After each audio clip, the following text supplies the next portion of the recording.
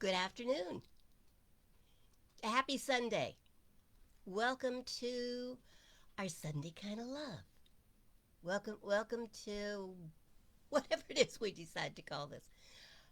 We started that conversation a couple of weeks ago and never quite finished it. I've got a whole list of things, but I'm not in love yet. Want to be in love. So keep those ideas coming, would you? Would you? Please? And good afternoon, Jennifer. Glad you're here. How's your mom? How's that for one very long sentence? I hope that all is well. Prayers are happening. So I just need to know what's going on and what we can do for you. It's Sunday afternoon.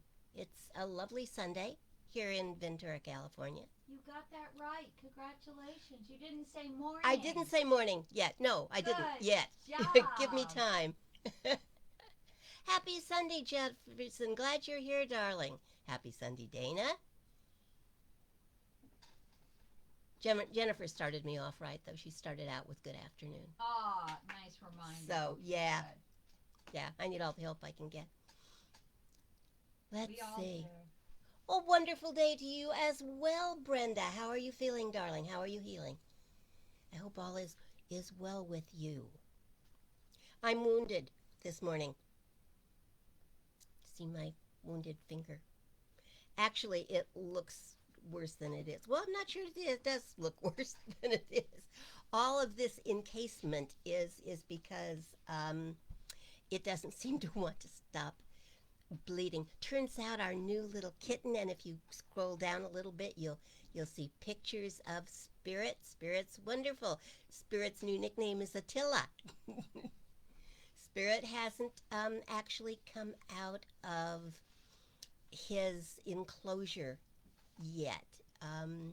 He's taken over my bathroom, and this morning we had a discussion that was going reasonably well until another cat walked by and meowed, and I didn't know cats could fly, but apparently they can. And when he finally settled down, I reached out to kind of calm him down because that was working. And owie.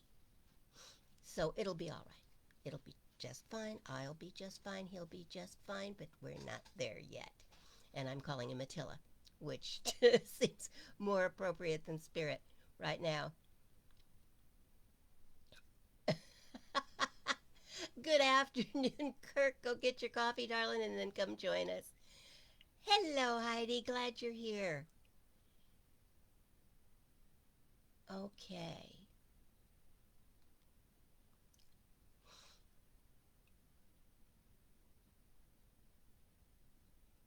Yeah. Okay, Jennifer. Thanks for updating me, darling. Um, we've been treating for perfect health and all of her cells knowing who they really are and responding to the call of Spirit to heal. So good. Have you got the story now? It's the cat, Attila the cat, who we thought he's got this innocent little face. He's got great big amber colored eyes. He was already named Spirit, which I'm thinking now was an affirmation on somebody's part. So he's under the vanity in my bathroom and doesn't want to come out. But when he does, he flies around the room. She said, smiling. Yeah, he's he's a terror, is what he is. He's a terror. But we'll get him. We'll get him. My favorite cat was one that they told us when I fell in love with her at the rescue place that we didn't want her. We didn't want her. She was feral. She would never like people. She would never be friendly. She would hiss and spit and carry on. And she did that when we first brought her home. And then she stopped. And she became my baby. and she was wonderful. We named her Harmony, and it was absolutely an affirmation when we named her that because she was the exact opposite of it, but she grew up and fit into it. So there you go. Attitude. Mine, his. Who wins? I'm not taking any money on any bets yet.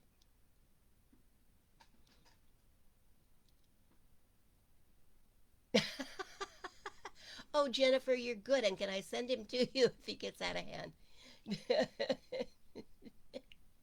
Servette, I think you're right. There are no accidents. He's absolutely meant to be with us. And and we're all going to be good together.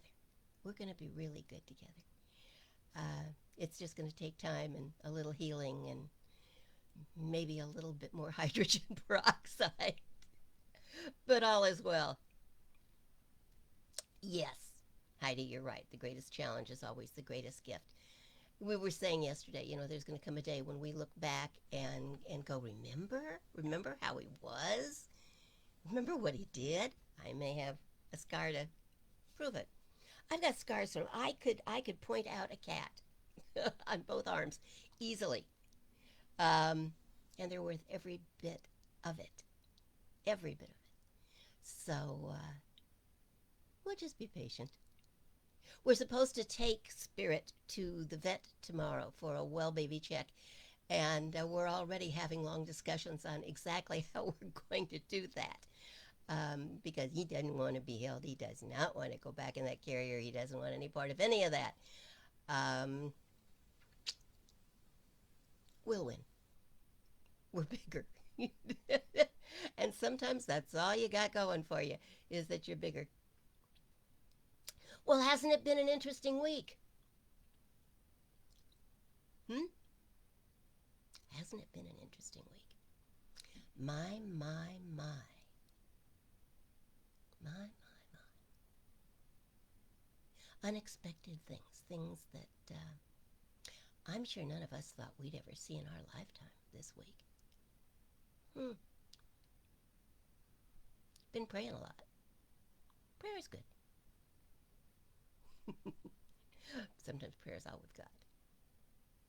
So prayer is good. Yes, Kirk, Spirit is truly spirited. For sure. He's got tood. Have we tried wrapping him in a towel? Well, we've thought about that and we've talked about that, but first of all, you'd have to get to him. And when he's underneath, we're going to work on that today. That's one of our projects, is working on making him be closer to the edge so that we could conceivably get him, because right now he's out of arm reach. Um, so if we could get to him to wrap him in a towel, yeah, we've talked about it.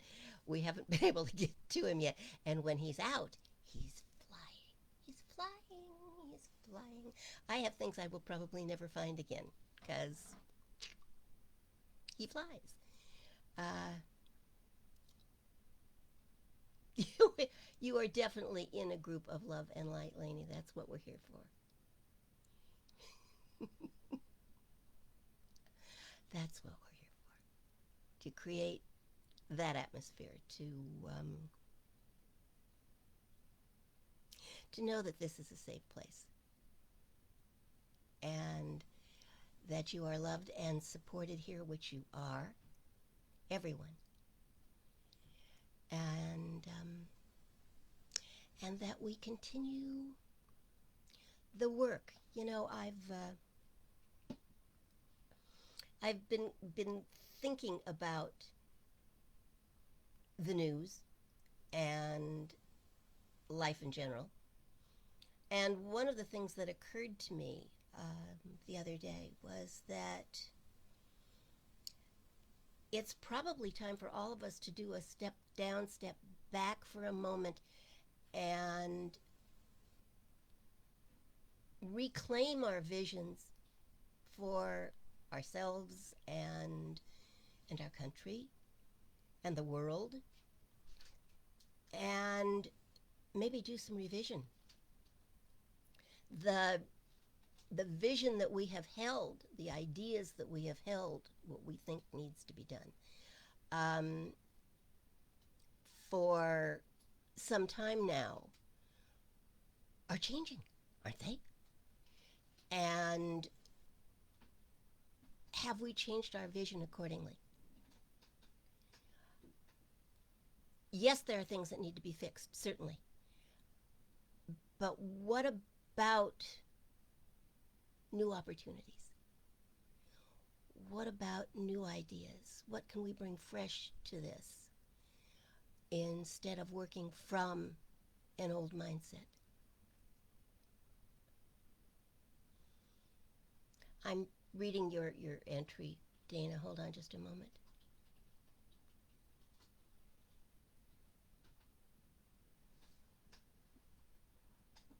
Okay.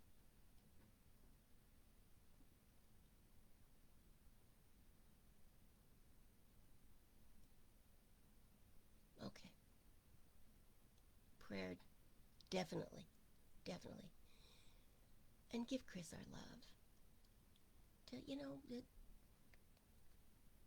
Give him our love. That might be more healing than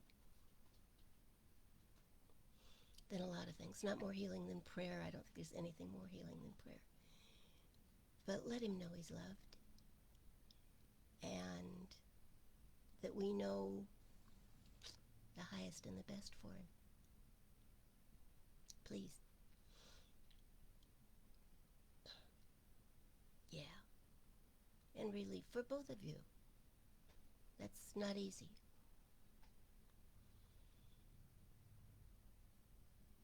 Not easy.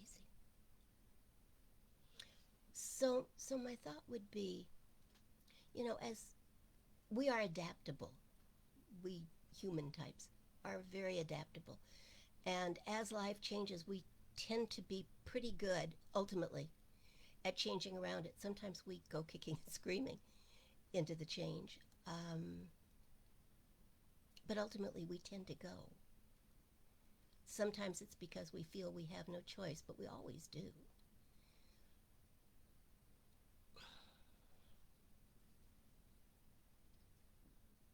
What needs to be revised? What needs to be rethought? What solutions are we hanging on to? What thoughts are we hanging on to that perhaps need to be rethought? Situations are changing quickly, very quickly. We just watched the Congress do a 180 when it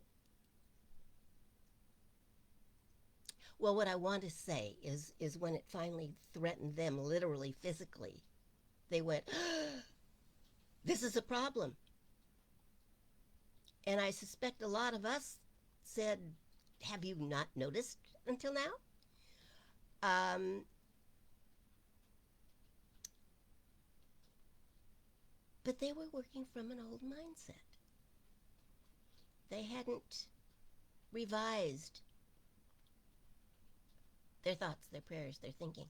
And I think we need periodically to stop and take a deep breath and say, what's really going on here? And is my thinking, even though I think it's right and I think it's attuned to the highest good, and is my thinking still as creative and appropriate to the situation as it might be? Hmm? What do you think? Hmm. Thank you, Dana. Just tell him we love him. So, um, let me get on with what I wanted to talk about this morning, and then we'll get back to all of this, or maybe we won't. We'll see. Okay?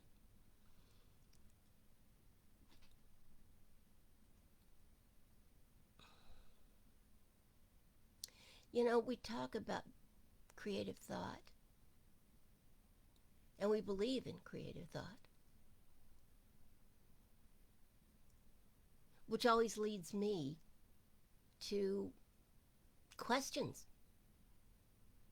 about creation itself. I want to know, I think we all want to know at some level, how did everything begin? And uh, more importantly, probably than that, what is my place? What is our place in it all?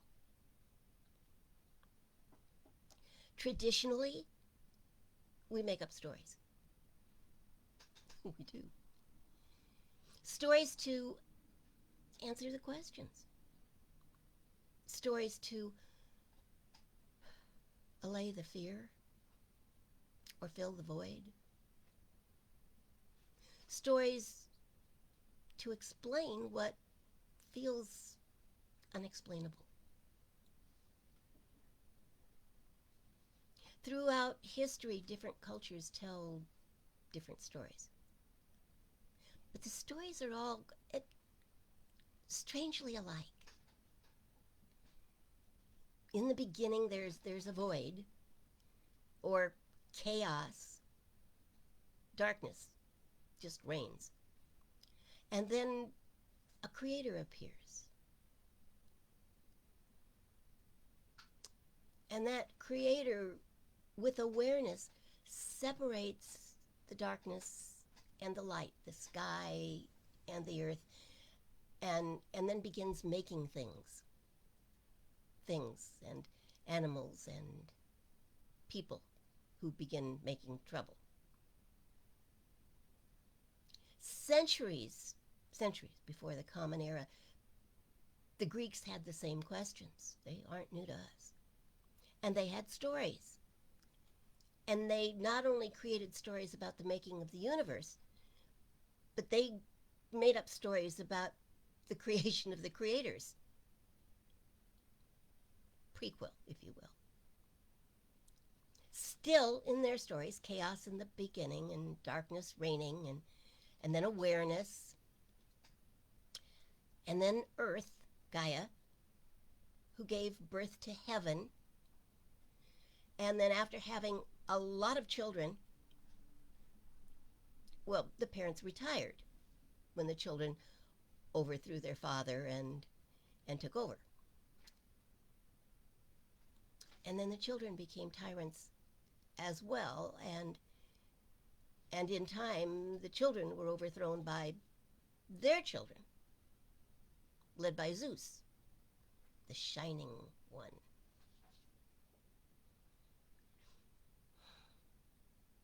The god who used his head to figure out how best to use his power, and who ultimately became ruler of the universe. The gods who resided in Olympia were the best of their race. And Zeus, the shining one, was the best of the best. All-powerful ruler of everything. And he held his position using wisdom and justice, for the most part, when he wasn't off being very ungodly. He demonstrated good judgment and impartiality, even though he was flawed in alarmingly human ways. At any rate, if these gods represent the attributes of the spirit of creation, if they were, and many still are, our attempts at understanding life and how it works and explaining our presence in the universe, then Zeus is a representative of the creative responsive spirit. That energy that Ernest Holmes called law, that which is mind, thought, in action on the universal scale. The mind of God, that which in the beginning said, "Let there be light." And there was. And it is also that which on an individual scale is our mind, my mind, your mind, in action. Our thoughts, beliefs, understandings materializing as our world, as the conditions of our lives. Just just as spirit had a thought and said, "Let there be," so our thoughts set that same law into action and become creators of our universe. So the thing about this law is that, according to the experts, it is no respecter of persons. It responds. It does not choose, even though sometimes we'd rather that it did. It responds to our dominant train of thought. So you getteth what you believeth, no matter who you are, or what you've done or not done, or what you have or have not. That's the law. What you think is what you get. We are governed by the law. Our lives are upheld by the law. The law enforces our oaths, pronounces our future, imposes order, if you will, in our lives.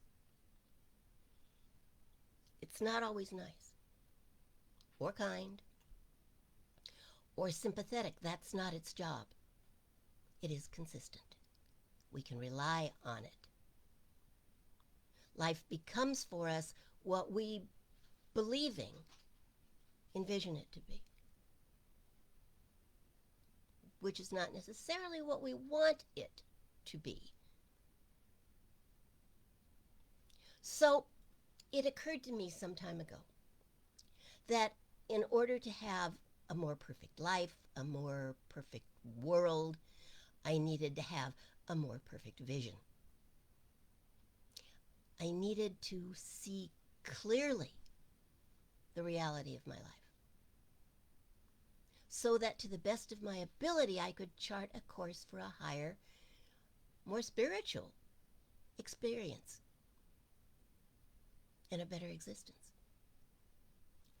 So I had cataract surgery a few years ago.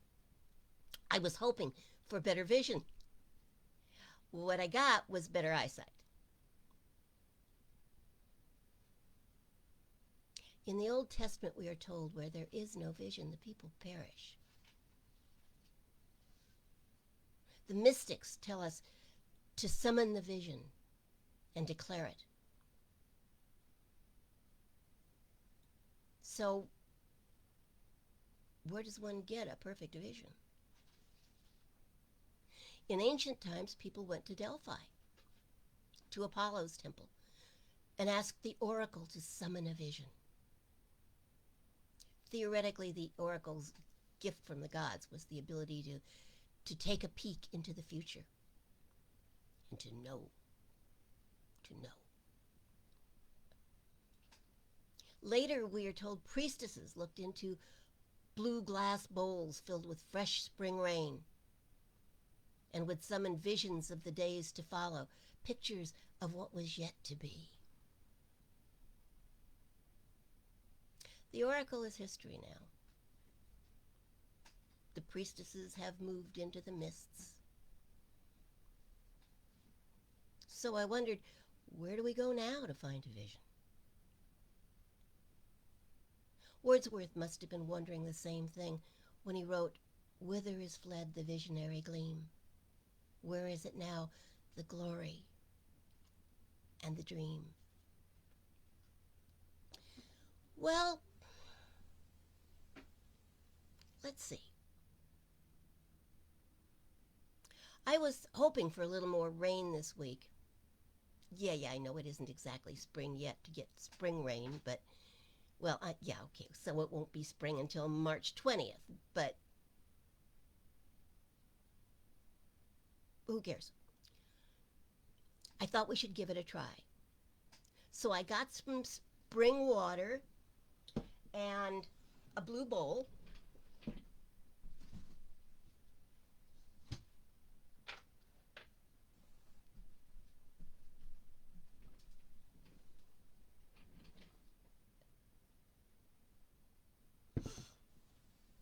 And I'm going to look into the blue bowl.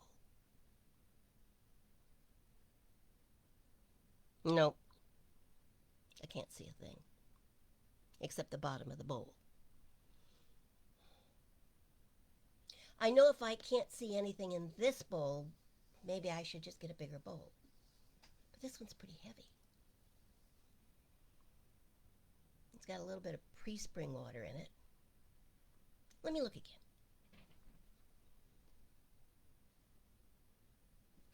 Ah, I think I can see the future. I think I can predict things. As I look deeply, what I see is that your future will be a reflection of your thoughts. It's going to be done unto you as you believe. You know, this thing might just work. I can also see the past. I see that we came out of the cave and discovered the world, and then discovered one law of nature after another, until we conquered our environment, insofar as we understood her rules, and used them. Nature was at our command. But first, we had to understand her.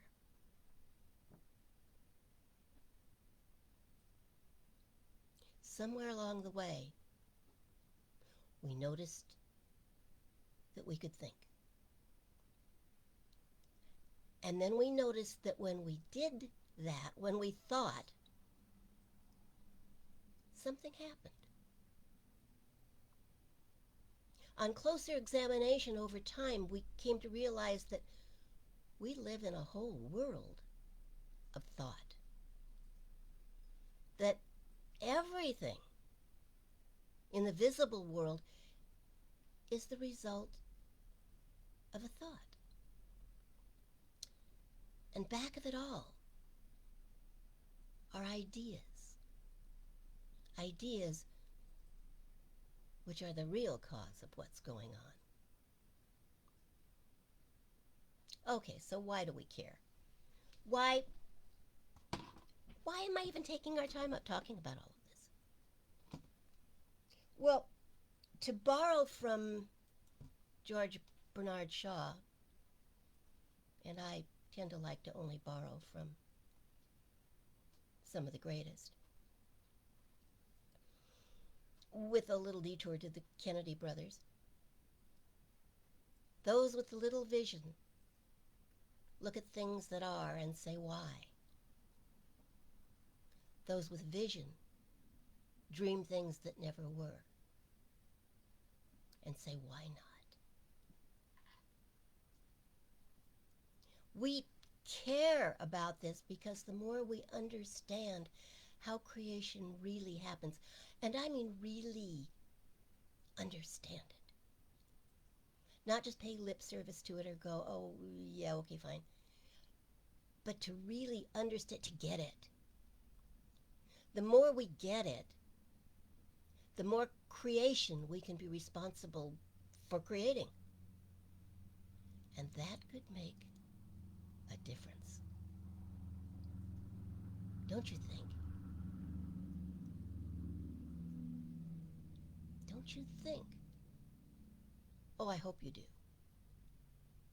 And I hope that you will think more powerfully and think more clearly, and that after today you will do even more of it. Your mind is a mold maker. It is the shaper of the future. And according to what it sees, so shall the world, your world, become. And as we see more clearly, we may need to revise our visions based on what we have learned. Ernest Holmes wrote, "The range of our possibilities does not extend far beyond the range of our concepts. As we bring ourselves to a greater vision, we induce a greater concept and thereby demonstrate more in our experience. In other words, the more we know, the more we see, the more we understand, the more we have, the better it gets. But the vision must begin within. We look too far away for reality. The power to change the world lies within you. The power to change your world lies within you. It isn't in anybody else's hands. But change must begin with an idea. Everything does. It's not that we deny what our eyes see or what we are experiencing in the moment. It is that we accept that that which we see just is not all that there is. We accept that we have inherited the power to transform our world and act accordingly. We accept that the visible world is a result, an effect of our thinking, and act accordingly. And we accept that when we change our thinking, when we use the amazing gifts we have been given and change or update our mental picture and look for that new picture to take form in our lives, it has to. Then our lives become the outward and visible reflection of our amazing spiritual grace.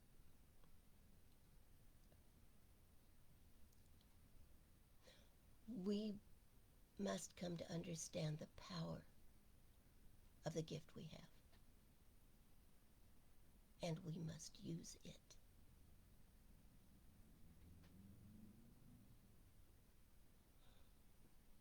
There's no gift without a receiver. It would be like leaving your Christmas presents unwrapped under the tree, because you kind of know what's in there anyway. No gift is a gift if it isn't used.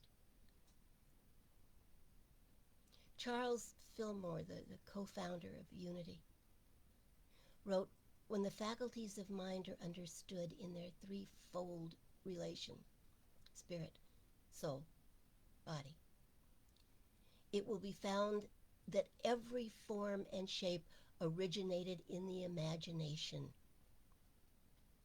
It is through the imagination that the formless takes form." You see, it's not what we see when we look. That's like looking at the stars and understanding that the light that we see could be thousands of years old. That it isn't today's light, it isn't today's reality. It was set in motion times ago. It's not what we see. It's how we picture with our inner eye. And then imagine that our inner eye sees what our soul sees and knows. And to know that what our soul sees is far more real than what we are looking at.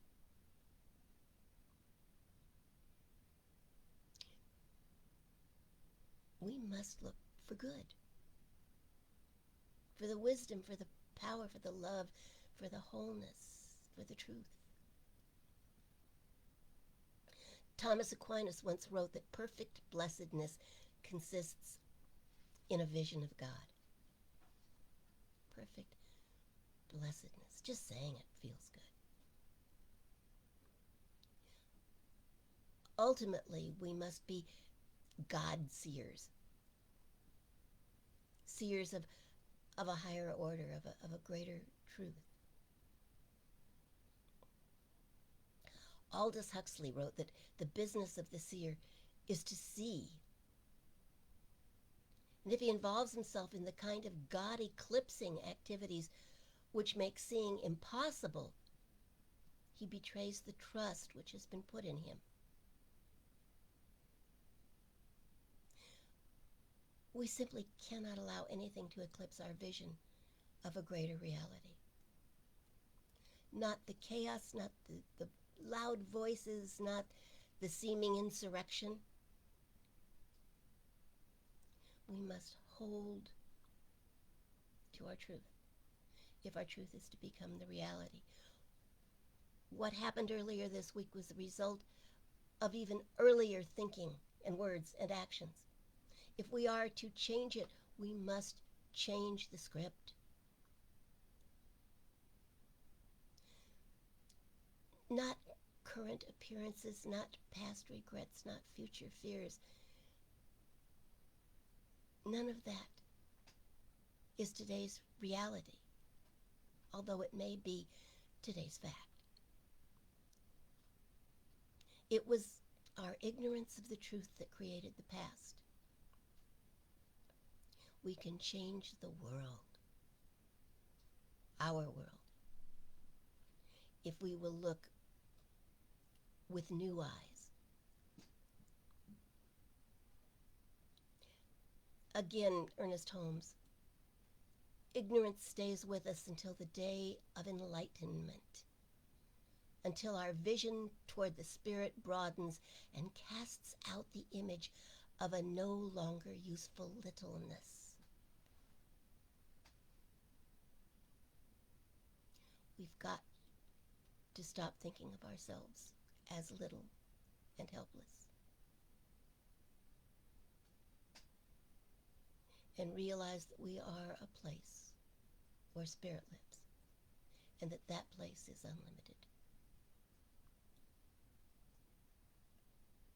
I've said it before, but it's become one of my very favorite thoughts, so I'm going to use it again. Charles Fillmore wrote, "It is our exalted idea of God and our little ideas of ourselves that build the mental wall that separates us from God."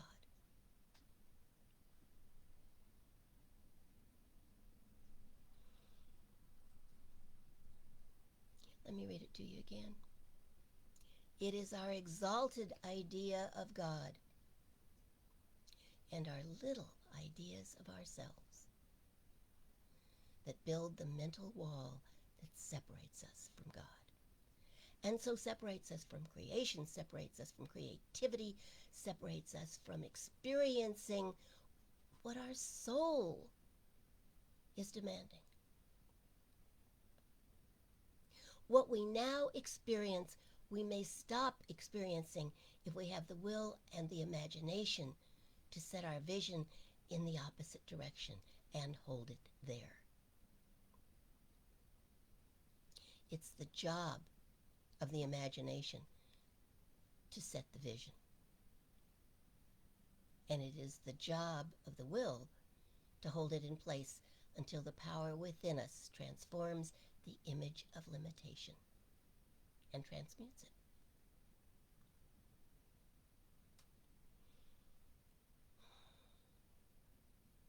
Over the portal at Apollo's temple at Delphi were the words, "Know thyself." Do you? Do you know yourself? Really? Then perhaps a more immediate step is, do you know what you're thinking? Are you aware that you are more than the sum of your knowledge? Are you aware that you are more than the sum of your experiences? Those things are incidentals, minor factoids, notes on the back of the book jacket. compared to what you really are? Do you know, I mean, in your heart of hearts, in your soul of souls, with every fiber of your being, do you know that you are an expression of the divine, a child of the Most High, God in the unfolding, in the becoming?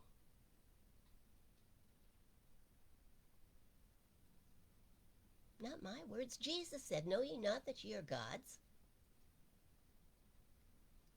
You already have everything you need. You are already there. If you don't know it, open your eyes and use your inner vision.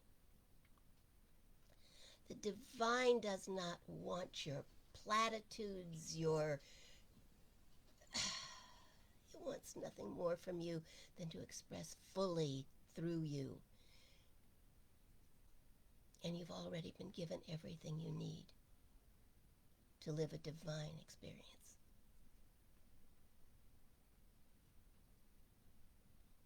So, while I'd love a trip to Delphi,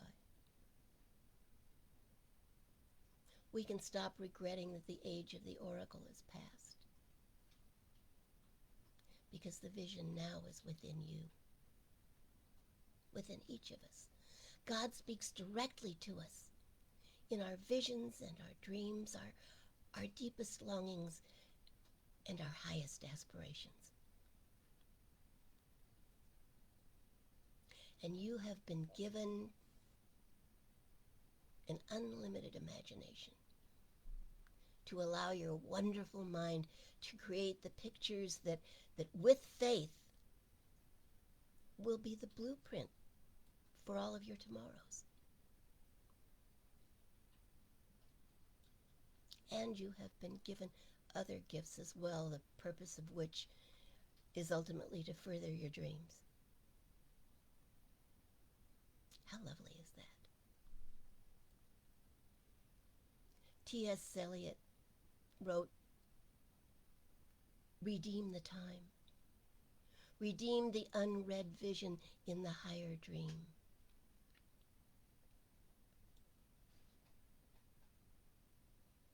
We are never left without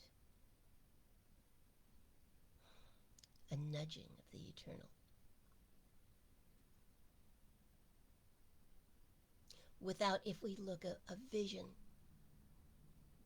of the magnificence. And in our greatest moments, in those flash-like visions of mystic grandeur, we somehow know that we are made of eternal stuff, fashioned after some divine pattern, and fully equipped to carry out our assignment to make our lives and our world a better place.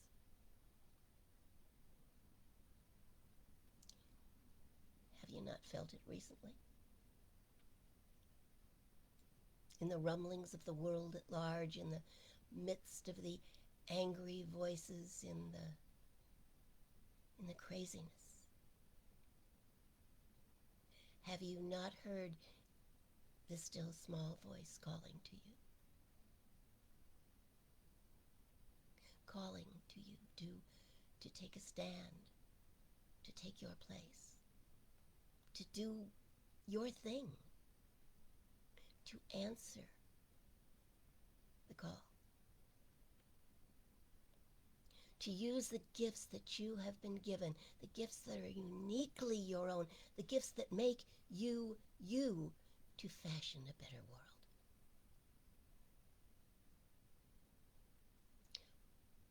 We have to be true to that. We must relight the torch of our imagination and fashion a new vision with the fire caught from heaven. And then we must remain faithful to our vision, to that which our soul has seen. Faithful until, with time and love and dedication, it's the reality that everyone can see, the reality that everyone can live with.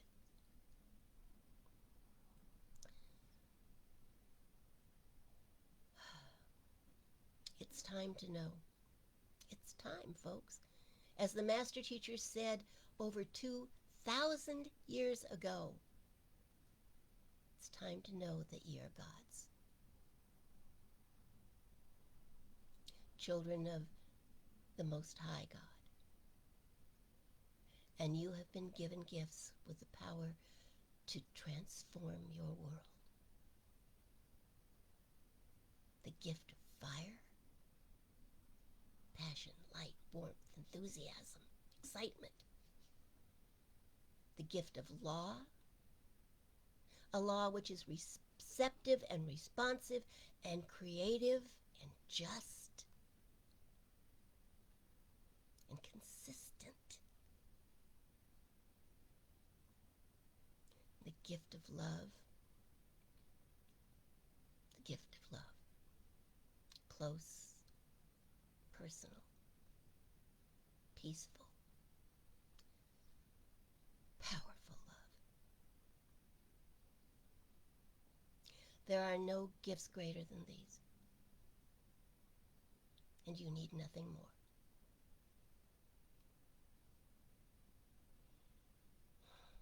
We have work to do.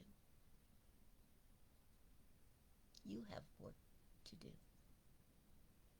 You have a vision to make into reality.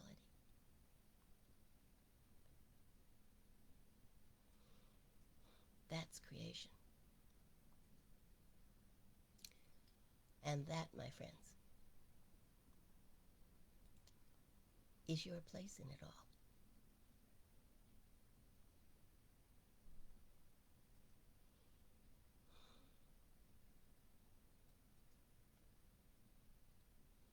What a week it has been.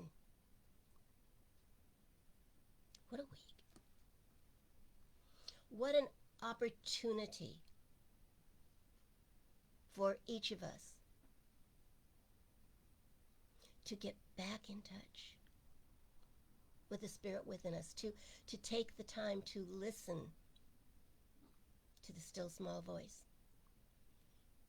and to reconsider our place in it all.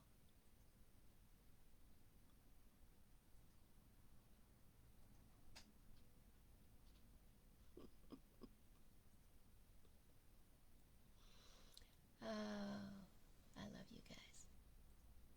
Thank you. Thank you for letting me babble. I'm still not giving up my beautiful blue bowl, which incidentally is quite heavy. But I don't think I need it to see the future. The future's pretty clear. And with all of you out there reimagining and rededicating and dancing and singing Hosanna and Hallelujah, this world's in for some great change.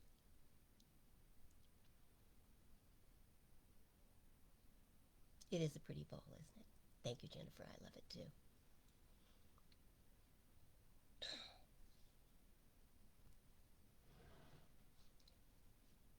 But more than seeing the future in this, as beautiful as it may be, I see a beautiful future in you and an unlimited possibility. Life is good, the future is bright. Reimagine where you must, rededicate. It's been easy, especially in the past month or so. 2 months. My, how time flies. It's been easy to lose track and go off on a tangent because there were big tangents to go off on. But more importantly, Now let's revise all of that. In 11 days, we swear in a new president. And then what? Have we begun yet to formulate a vision for that presidency? A vision for the world that will come with it, from it. Let's get ahead of it this time and not wait for it to pop up and surprise us.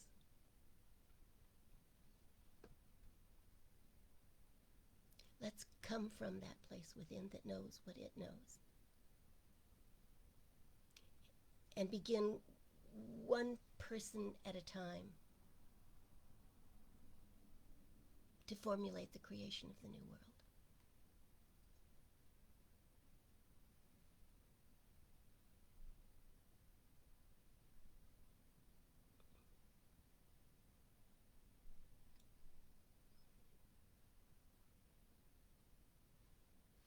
Yeah, Jennifer, we swear in a new vision, a completely different vision than the one we've lived with for the past 4 years. But let's help it. Let's support it. We can do that by knowing a higher truth and expecting nothing but good to come from it. We can do that.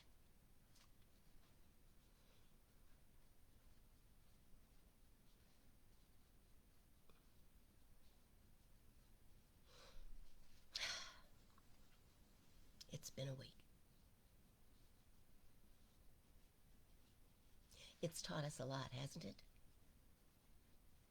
It seems to have solidified a lot of things. It has informed a lot of minds. It has shaken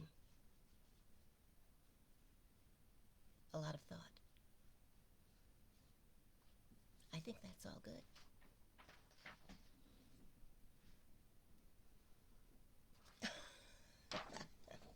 The technical department is now also the speechwriting department. It's really good, so I'm going to share it.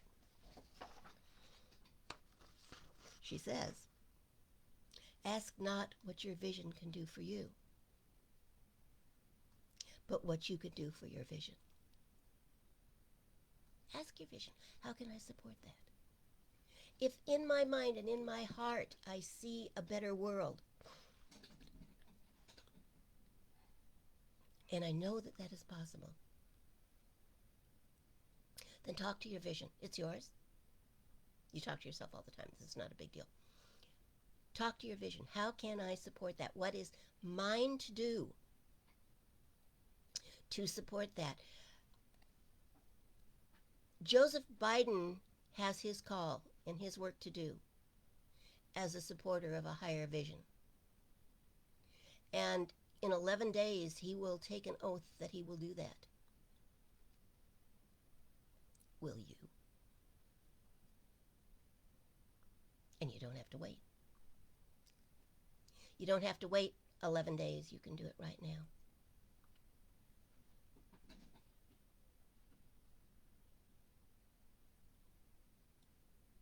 Yeah, isn't that lovely? I agree with you, Heidi. I do. Ask not what your vision can do for you. And we do that, don't we? We get a vision and say, well, what's my place in all this? How is my life going to be? Ask what you can do for your vision. Talk to your vision. What can I do to support that picture? And then do it. It's your vision. It's calling you. It's calling you to something higher and greater, and your part in it is to respond. Let's take just a moment and pray, shall we?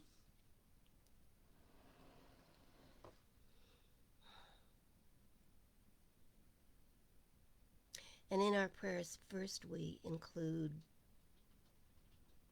all of those who are hurting or healing. Jennifer's mother, Chris, Dana.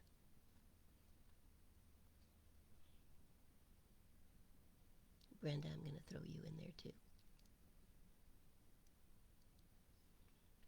All those who need to experience a higher truth and a greater reality. And we know for them and for ourselves, of course, that all that there is God. That each of us in our own way is an expression of the infinite.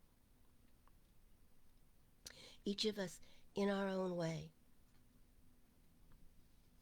following the path to a higher consciousness and a greater reality. The path to healing, to wholeness, to redemption, to joy, to love, to understanding, to peace.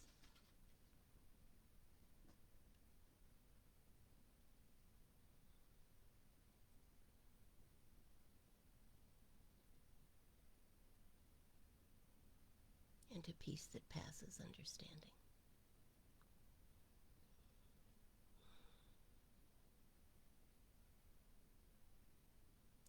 I know for each of us that the light of enlightenment, true illumination, now fills our minds and our hearts and brightens up the dark corners and lifts our spirit and our mind to a place where we can clearly see what is to be done and what our part in it may be. And we respond. We respond affirmatively.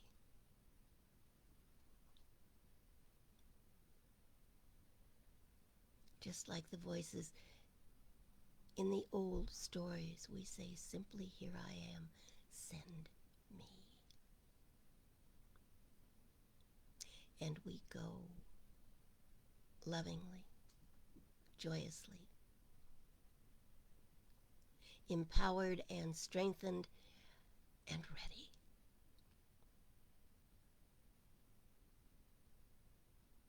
And just as the cells in the bodies of those who need physical healing are now responding to the truth of their being, to the call of wholeness, so too each of us responds accordingly.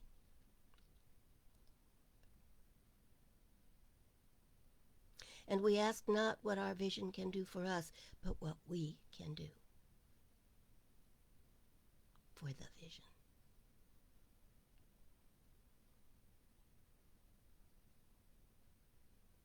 And joyously we go forth and are victorious.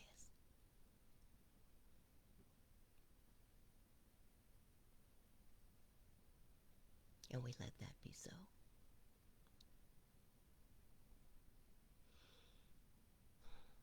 And so it must be.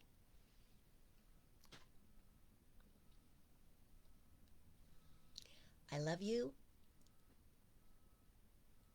You can see repeats of any of the talks on this same place. Just scroll on down. They're all there.